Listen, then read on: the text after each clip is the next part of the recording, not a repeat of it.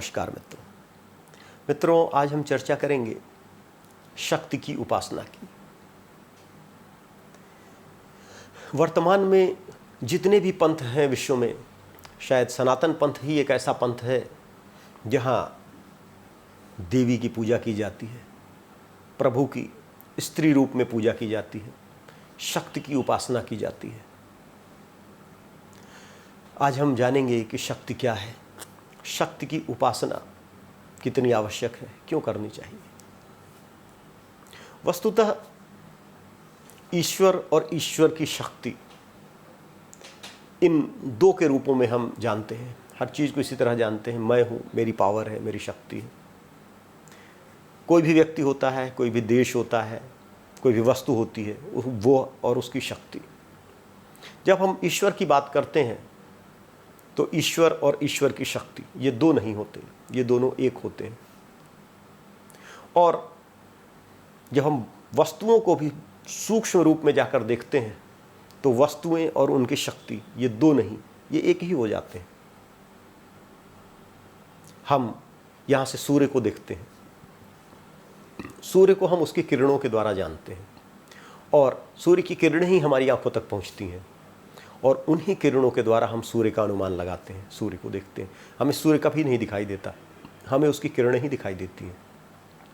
इसी तरह अगर हम किसी भी वस्तु को देखना का प्रयास करेंगे, उसके पास तक जाने का प्रयास करेंगे, तो हमें उस वस्तु के कुछ गुण ही दिखाई देंगे, वस्तु हमें कहीं दिखाई नहीं देगी। इस बारे में बड़ी चर्चा हुई, बड़ा मंथन हुआ।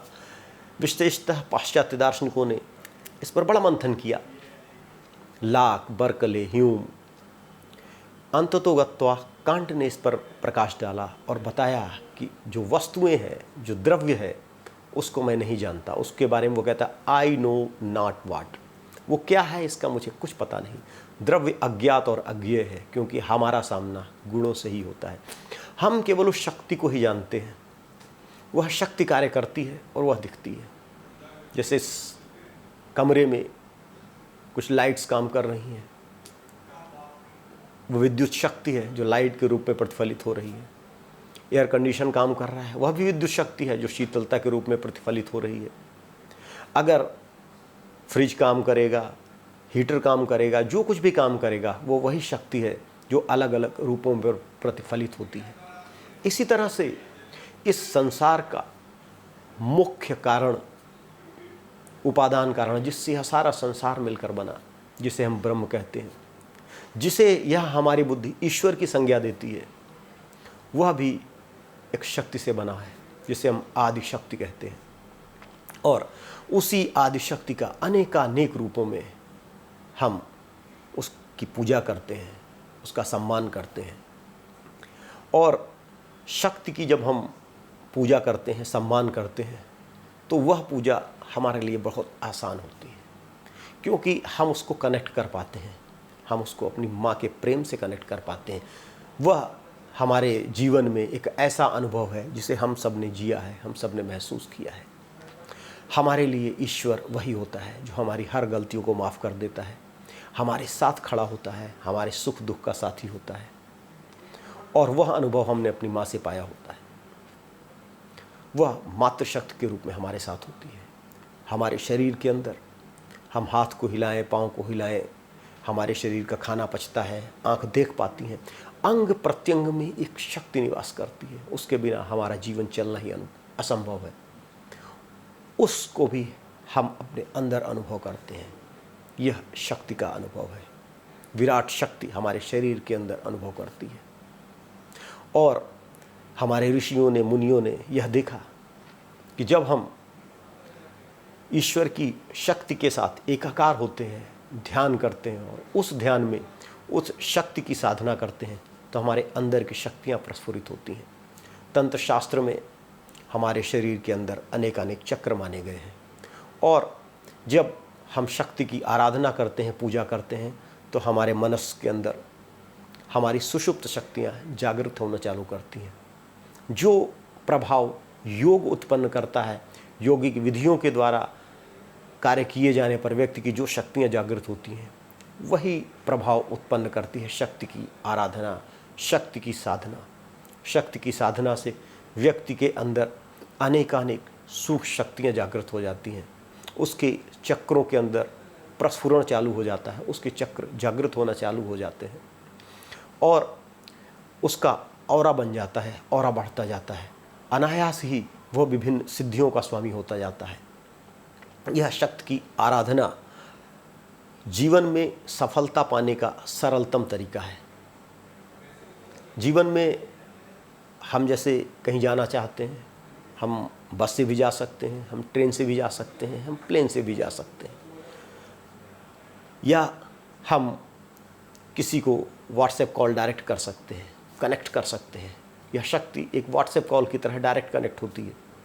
जिन पर भी प्रभु की कृपा होती है, माता की कृपा होती है और वो अपने को उस शक्ति से कनेक्ट कर लेते हैं, शीघ्र वो बहुत सारी शक्तियों के स्वामी हो जाते हैं।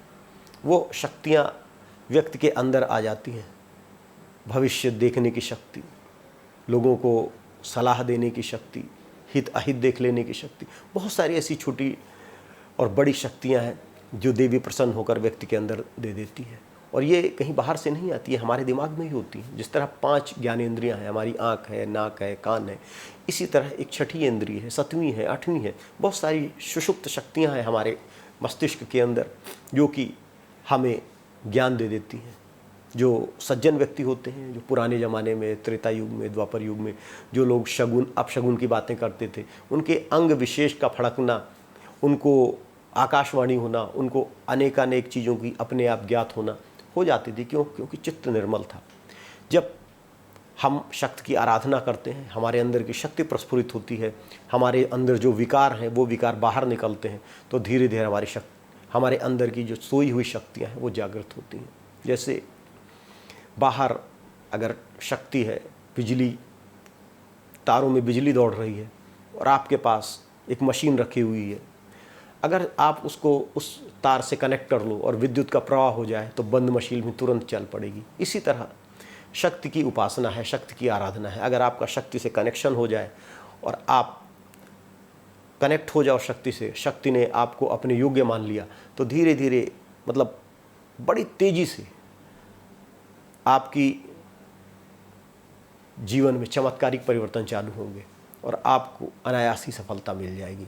इसलिए जीवन में शक्ति की आराधना का विशेष महत्व है और इसके लिए जो सबसे उपयुक्त समय है वो 9 दुर्गों के 9 दिन का है, जो साल में 2 बार आता है। वैसे तो इसकी उपासना कभी भी की जा सकती है, क्योंकि ईश्वरीय शक्तियाँ ये कुछ विशेष व्यक्तियों पर ही कृपा करती हैं। और जैसा कि उपनिषदों में कहा गया है कि यमैव वृणुते तेन लभ्यः तस्यैवात्मा वृणुते तनुस्वाम, अर्थात ये दिव्य शक्तियाँ जिस व्यक्ति को अपने अनुरूप पाती हैं, जिस व्यक्ति पे कृपा करना चाहती हैं, ये उसी व्यक्ति पे कृपा करती हैं। हर व्यक्ति यह चाहता है कि ईश्वरीय शक्तियाँ मेरे ऊपर कृपा कर दें, लेकिन ये आपके पूर्व जन्म के कर्तव्य होते हैं, आपका समर्पण होता है और प्रभु की इच्छा होती है, माता की इच्छा होती है, वो किस पर कृपा करेंगी। लेकिन हमारा काम है कि हम अपने चित्त को निर्मल रखें, प्रभु की शरण में रहें, समग्र समर्पण करें, बिना किसी अनकंडीशनल कोई भी शर्त न रखें, प्रभु के सामने समर्पित रहें, तो हमारे ऊपर भगवान की कृपा होती है और हम अपने जीवन के उद्देश्य को प्राप्त कर पाते हैं कि किस लिए हम पैदा हुए हैं।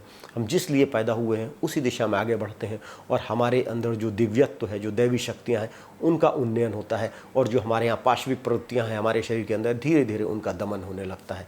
तो जीवन को इस तरह हम आगे ले जा सकते हैं शक्ति की उपासना के द्वारा। हरि ओम तत्सत।